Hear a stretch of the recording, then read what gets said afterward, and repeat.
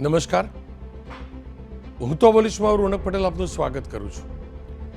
હું તો બોલી જે સતત 1537મો એપિસોડ અને 1537મા એપિસોડના 3 મુદ્દા છે. પહેલો મુદ્દો છે બખડ જંતરના બ્રિજ. કેટલાક બ્રિજ અને કેટલાક રસ્તા અથવા તો એના ડિઝાઇનિંગમાં ઇસ્યુ છે અથવા એના નિર્માણમાં સમસ્યાઓ છે. અને હાલત એ છે કે પહેલા જ વરસાદે એ બ્રિજની સ્થિતિ ઉપર સમીક્ષા કરવી જરૂરી બને છે. બીજો મુદ્દો છે માથે આવ્યું વિમાન. જી હા, આપણે અગાસી ઉપર પહોંચીએ અને આપણા માથેથી વિમાન નીકળે ત્યારે ડર લાગે ને, એવી સ્થિતિ અમદાવાદમાં થાય તેવી શક્યતા છે અને સુરતમાં એવી સ્થિતિ સર્જાઈ રહી છે. એટલે સર્વે શરૂ થયું છે. સુરતમાં નોટિસ પણ અપાઈ છે, સર્વે શરૂ થયું છે અને અમદાવાદમાં પણ સર્વે શરૂ એટલે થયું છે કે કોઈ પણ પ્રકારની દુર્ઘટના, વિમાન દુર્ઘટના આજુબાજુના વિસ્તારમાં હાઈરાઇઝ બિલ્ડિંગના કારણે ન થાય. અને ત્રીજો મુદ્દો છે થાઈલેન્ડમાં ફસાયા. આપણા કેટલાક યુવક યુવતીઓ થાઈલેન્ડમાં કેવી રીતે અટવાયા છે તે મુદ્દે બોલવું છે. પણ શરૂઆત કરું બખડ જંતરના બ્રિજના મુદ્દાથી.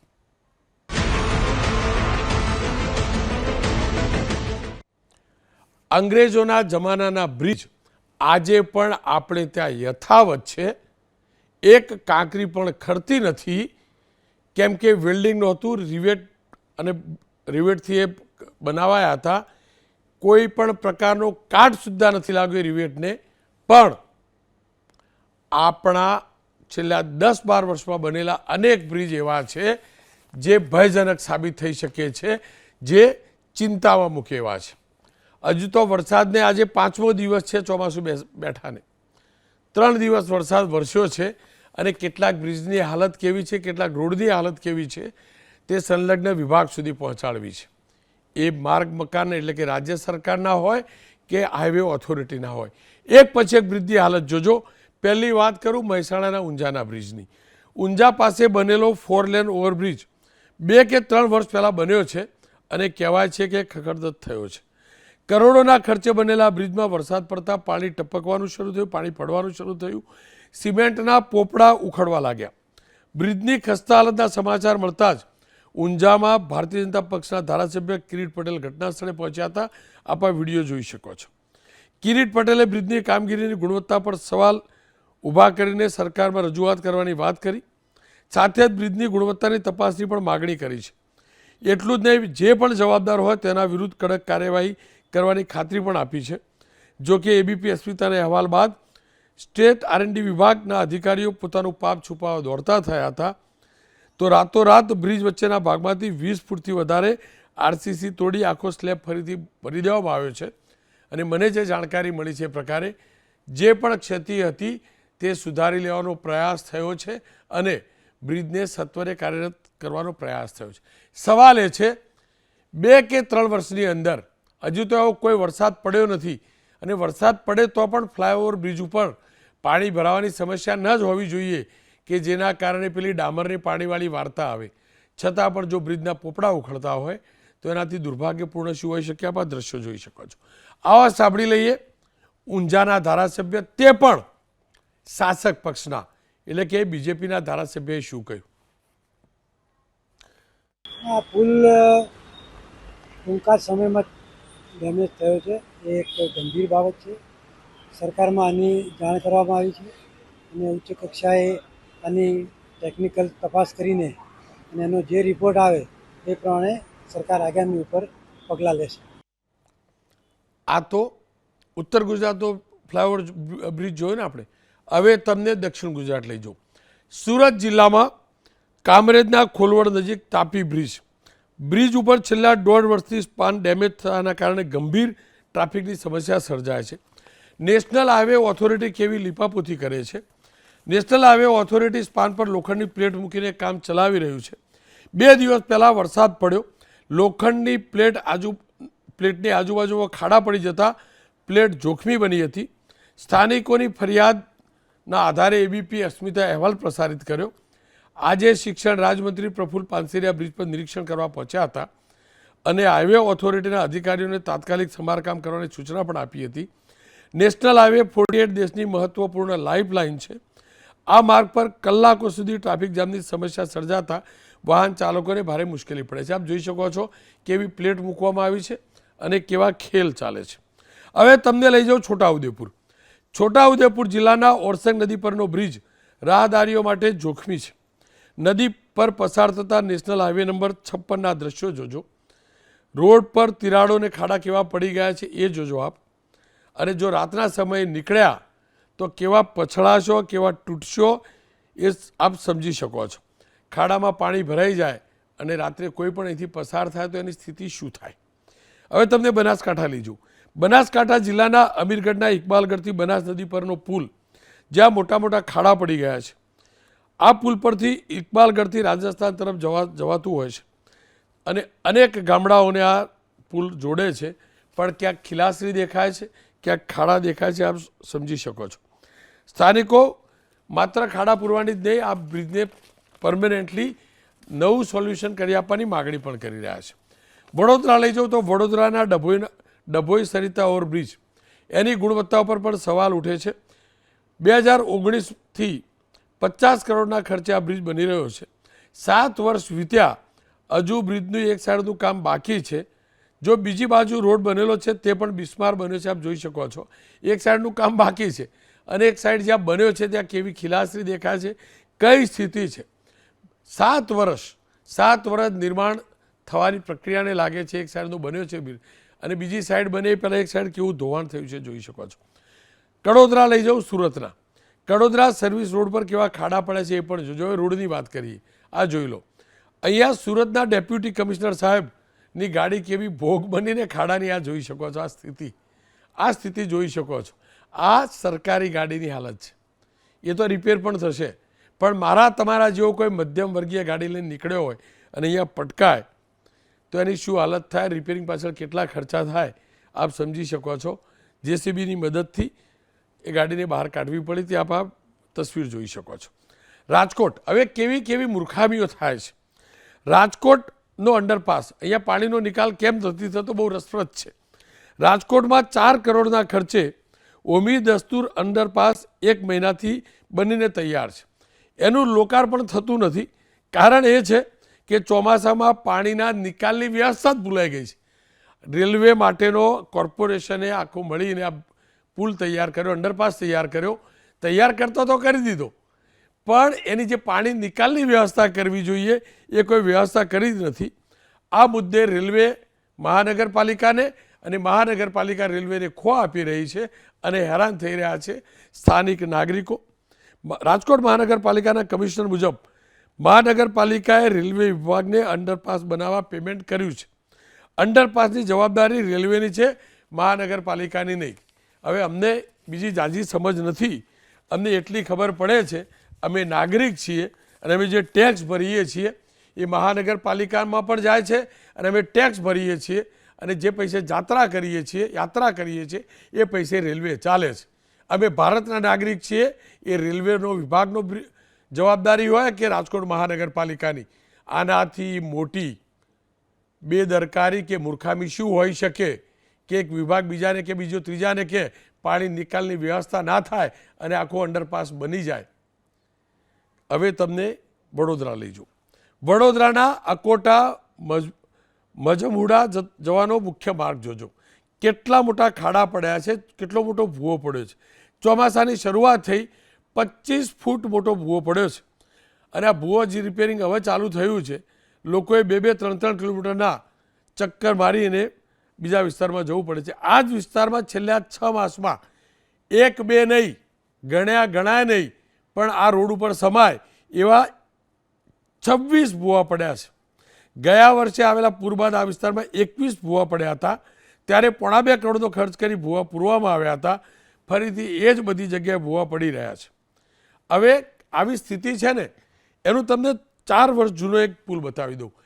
કેવી વિભાગો કેવા છે. બનાસકાંઠાનો આ પુલ જોજો.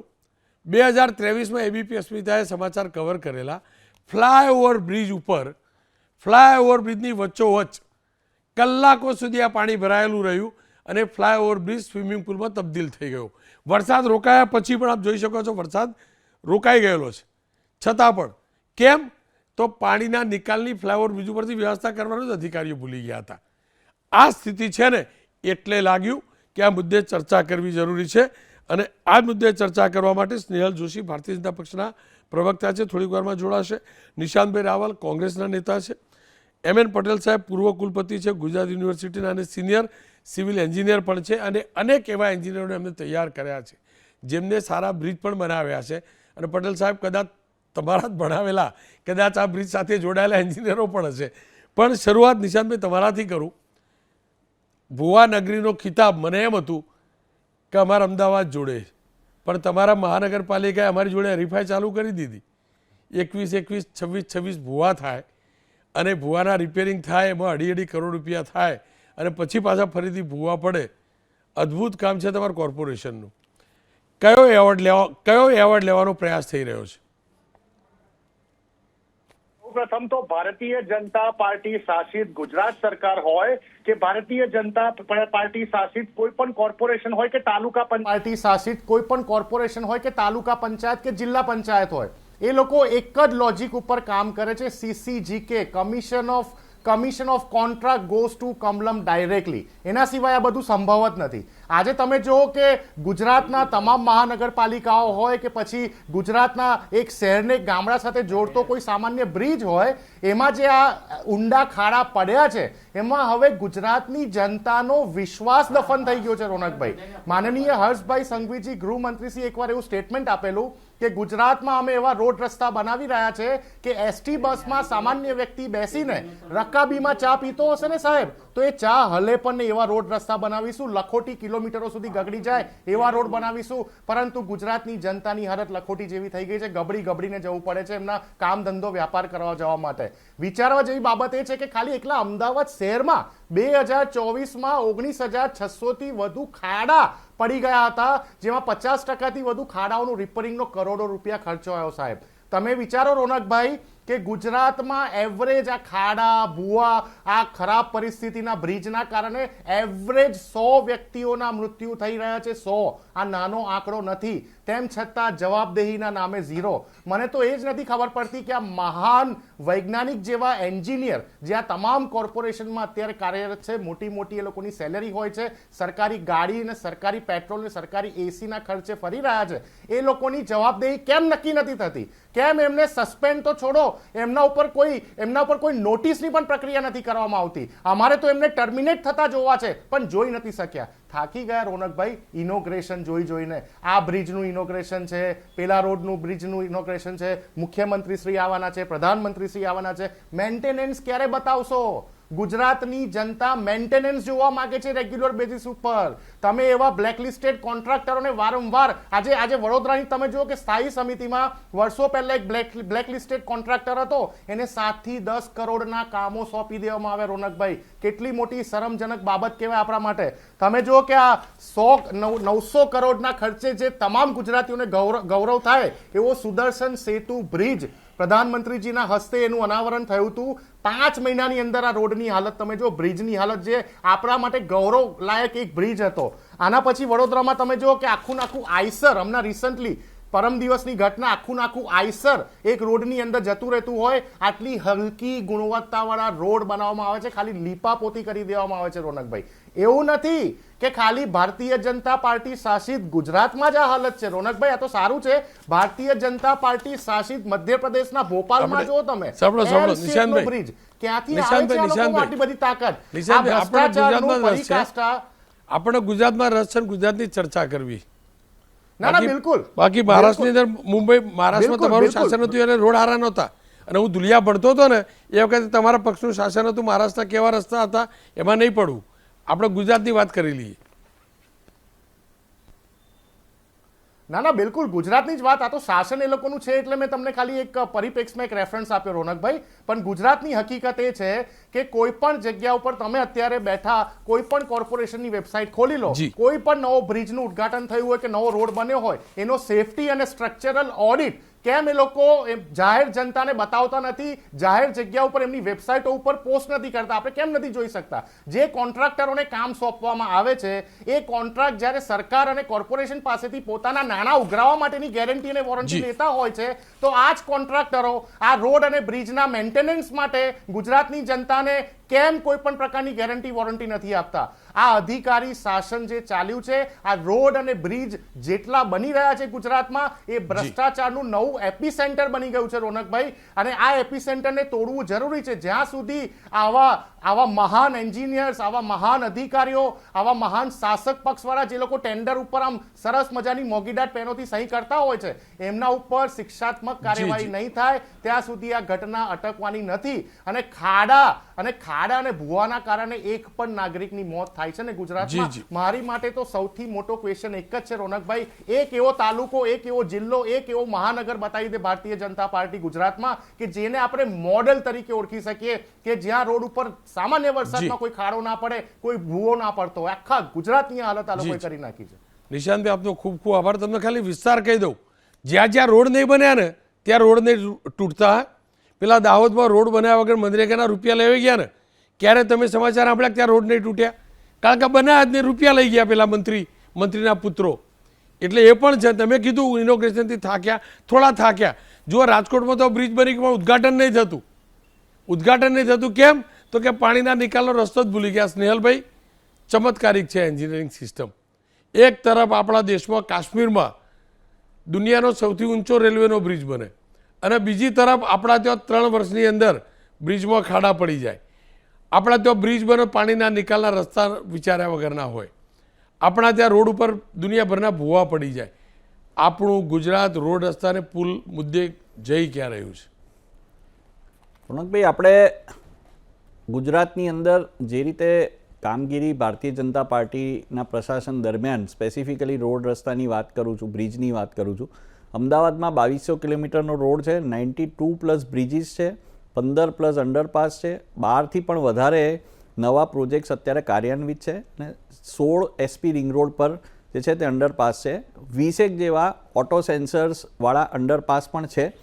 આપે ખૂબ સારી વાત કરી કે રાજકોટનો જે અંડરપાસ છે એ, અને અમુક જગ્યાએ જ્યાં પાણી ભરાવાની સમસ્યા છે તે જે એનું કાર્ય જે છે એ કદાચ કોઈ ટેકનિકલ કારણસર જો વિલંબ થયો હોય તો એના લીધે કદાચ આ થાય છે. પણ જ્યાં પણ સ્પેસિફિકલી કહું છું કે ગુજરાતની અંદર જ્યાં પણ આવું પાણી ભરાવાનો પ્રશ્ન આવે છે તો નગરપાલિકા ખૂબ જ સજગતાથી ત્યાં પમ્પ્સનું ઇન્સ્ટોલેશન કરે છે અને બને એટલી જલ્દી આને કાઢે છે.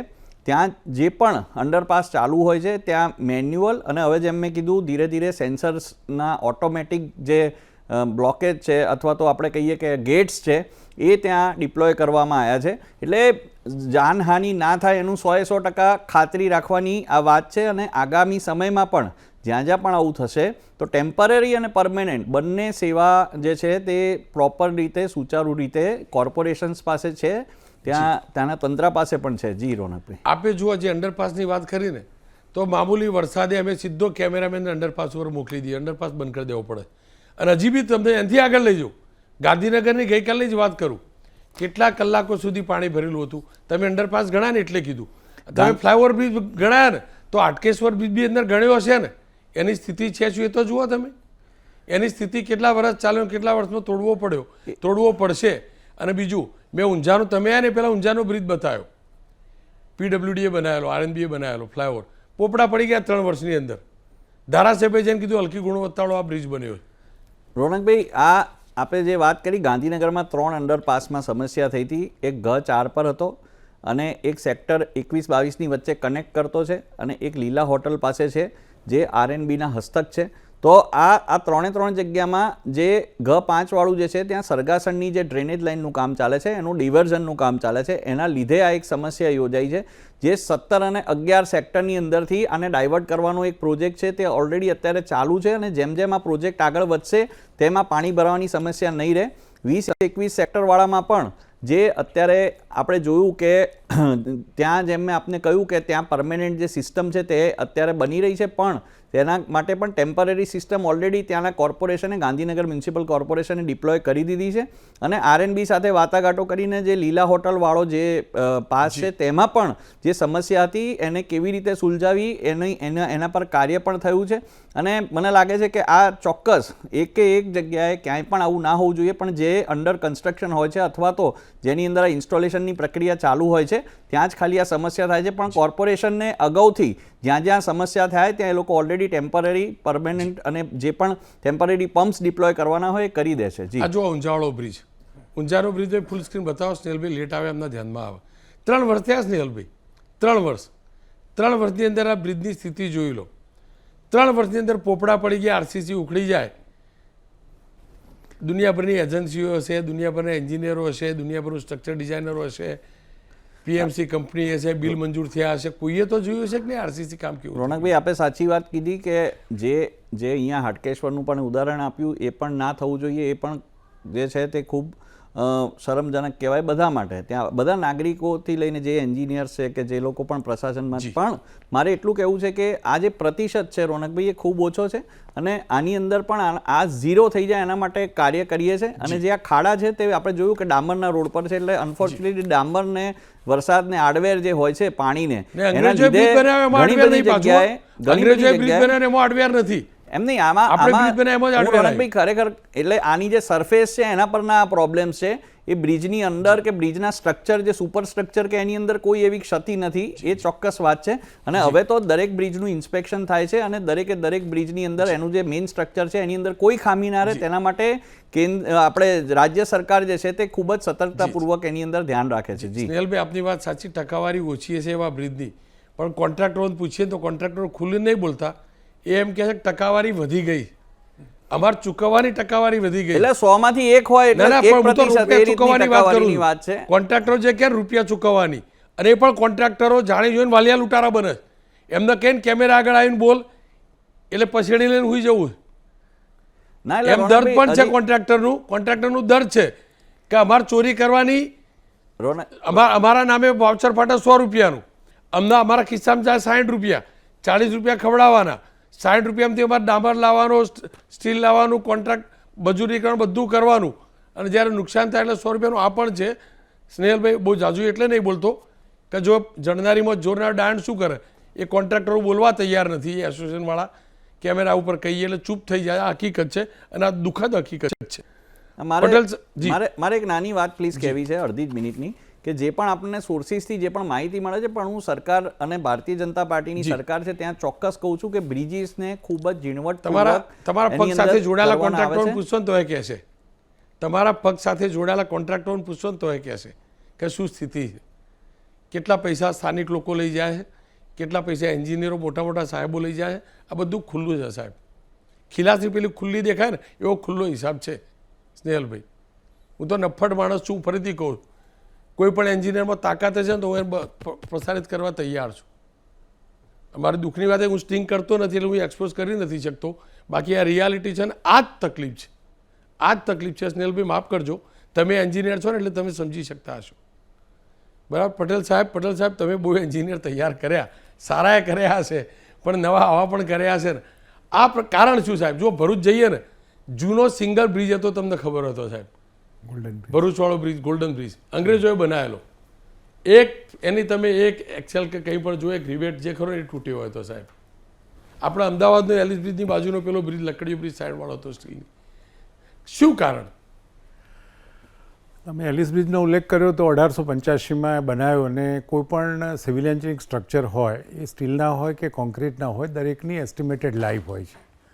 એ રીતે એલિસ બ્રિજ જે લકડીયો પુલ તરીકે ઓળખાય છે એની લાઈફ 100 વર્ષની હતી. 1985માં એને ડિસમેન્ટલ કરવો જોઈએ, પણ આપણે એક મોન્યુમેન્ટ તરીકે એને પ્રિઝર્વ કર્યો. ઇવન 15 વર્ષ સુધી ચલાવ્યો અને બ્રિટિશ ગવર્મેન્ટમાં બન્યો હતો. સાહેબ અકબંધ રહ્યો ને, અકબંધ છે, આજની તારીખમાં છે, અને કોઈ પણ પ્રકારનું કરોઝન પણ નથી થયું. એટલે કે મટીરિયલની ક્વોલિટી એવી સરસ વાપરી હશે. અને 2 મુદ્દા આવે છે, મટીરિયલ અને બીજી વર્કમેનશીપ.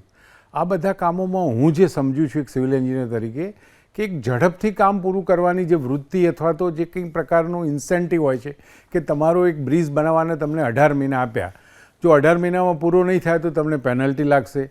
એ સારી વસ્તુ છે કે ટાઈમલી પતે માટેની પેનલ્ટી છે. એના બદલે એ લોકો ઝડપ કરે ને એપ્રિશિએશન પણ હોય છે કે તમે 3 મહિના વહેલો પૂરો કરો તો તમને એપ્રિશિએશન મળે છે. એટલે આ રીતે એની ગુણવત્તા ઉપર કોમ્પ્રોમાઇઝ થાય છે.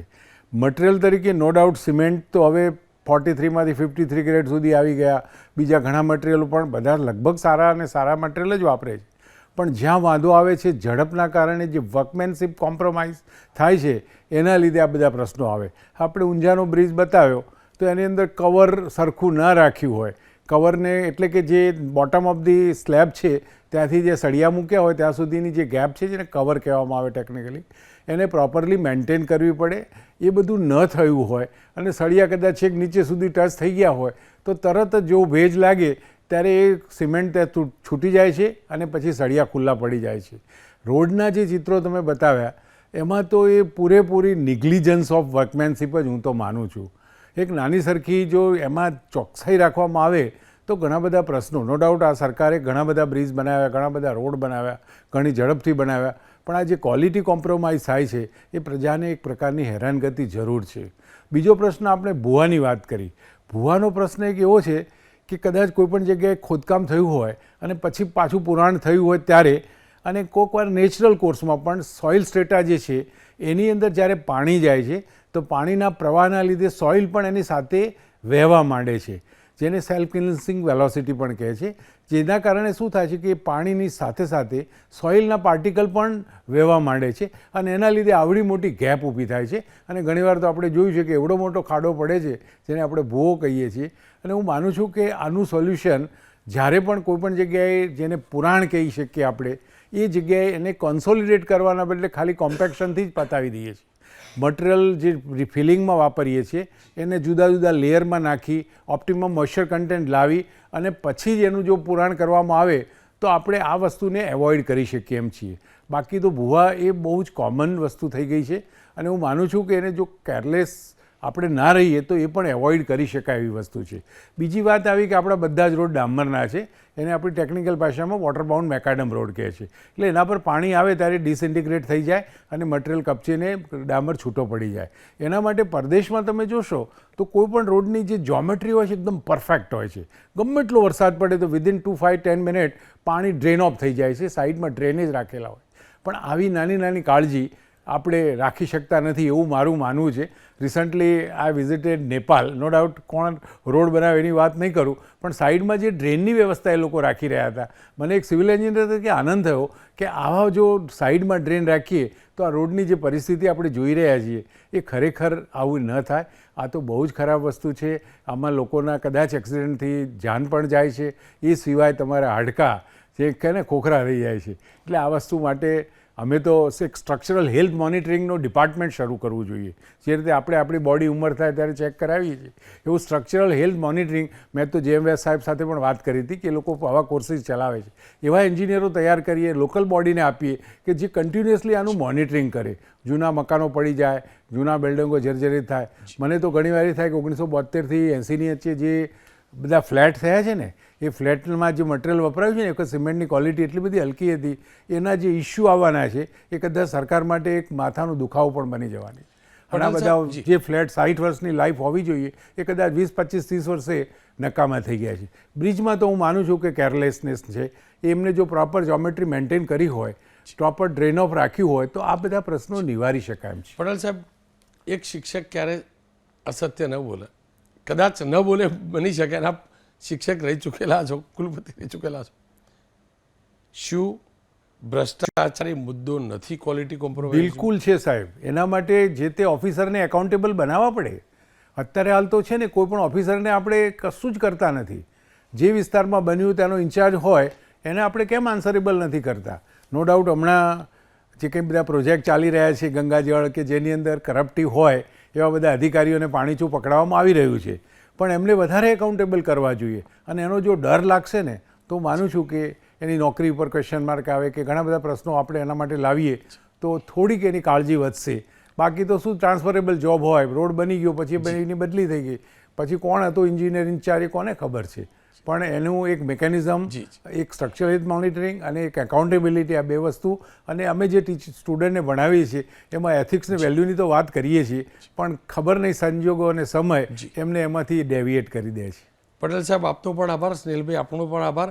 છેલ્લે ફરીથી કહું છું, જે કોન્ટ્રાક્ટરો પ્રમાણિકતાથી વ્યવસાય કરવા માગતા હોય પણ ન છૂટકે સિસ્ટમનો ભાગ બનીને વાલિયા લૂંટારા બનવું પડતું હોય અને એમનો અંતરાત્મા જાગે તો મારો સંપર્ક કરજો. ગુજરાતના દીકરા તરીકે તમારો અવાજ હું બનીશ. હું જાણું છું કોઈ પણ સરકાર નહીં ઈચ્છે કે બદનામ થાય, કોઈ પણ સરકાર નહીં ઈચ્છે કે હલકી ગુણવત્તાવાળા બ્રિજ બને, પણ જ્યાં પણ આ ભ્રષ્ટાચાર ચાલતો હોય ત્યાં ખુલીને સામે આવજો. અને હું ભરોસો આપું છું ભૂપેન્દ્ર પટેલની સરકાર એવા અધિકારીઓ વિરુદ્ધ કાર્યવાહી કરશે, પણ ખુલીને સામે તમારે આવવું પડશે.